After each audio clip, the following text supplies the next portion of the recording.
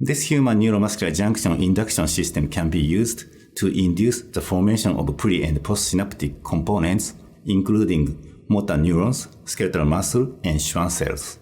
Not only can a mature complex NMJ structure be obtained in a single culture dish from a single starting cell population, but the resulting NMJ also possesses the ability to contract. This method has potential for studying neuromuscular diseases such as spinal muscular atrophy and for therapeutic compound screening.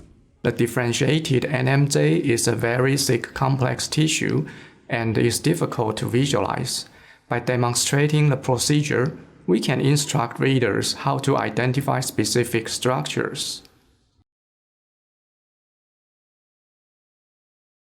Wash the cells with 3 milliliters of PBS before adding 1 milliliter of cell detachment solution to a Petri dish.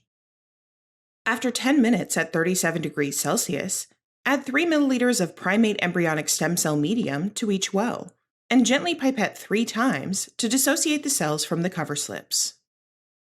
Next, pool the detached stem cell containing supernatants into a 50 milliliter conical tube for centrifugation, and resuspend the stem cell pellet in 3 milliliters of fresh primate embryonic stem cell medium supplemented with 10 micromolar Y27632 ROCK inhibitor for counting.